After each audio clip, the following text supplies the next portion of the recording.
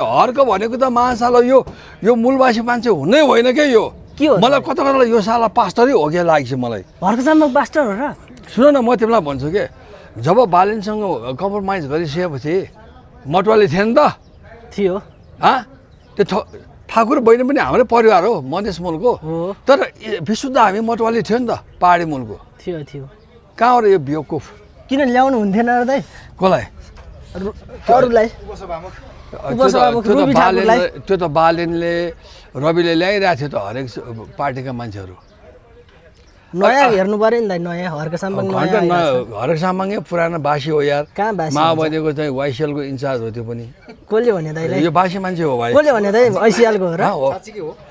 कसरी थाहा पाउनु माओवादीबाट इन्सपायर को छैन भन न यो माओवादी भएर थाहा पाउनु भयो दाइ अहिले जतिजना छ नि भाटा काट्न लाग्छ भनेर डराएर है हामी त माओवादी कालमा बम पड्काएर हिँड्ने मान्छे हो आगो फिल्म बनायो त्यो बेला हर्क साम्बाङले पनि माओवादीमा भेट्नु भएको थियो दाइ मैले अब सुन्यो नि अब यो सबै बतासे त हुने कुराहरू के हो साँच्चै वास्तविक कुरा यो हर्क साम्बाङ नक्कली माओवादी बनेर पैसा उठाएको भन्ने कुरोहरू आइरहेको यहाँ हावा नआइकन पात हल्लिँदैन क्या यो पात हल्लिन हावा चाहिन्छ भाइ कि फुक्नु पऱ्यो कि अब यो प्रचण्डले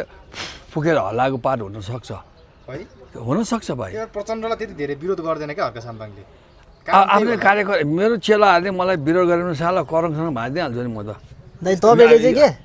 ऐसिएल बनेर पैसा उठाउनु भयो कि उठाउनु भएन पहिला तपाईँले थिएन के को माओवादीलाई त म प्रचण्ड दाइले हामीलाई गुहारेको आइदिनु पर्यो भनेर गुहारेको यो त्यो बेला वाइसिएल सब भइसकेको थियो है म अहिलेसम्म एउटै काममा लगाएको छु मण्डलले भन्थ्यो होइन त्यो बेला मैले भने नि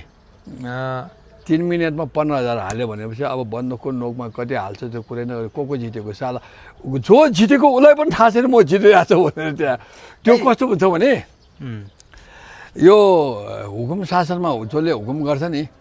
विदेशबाट हुकुम चलेको छ त्यसले जे भन्छ नेपालमा त्यही चलाएको छ नेपालीहरूको केही चलेको छैन भाइ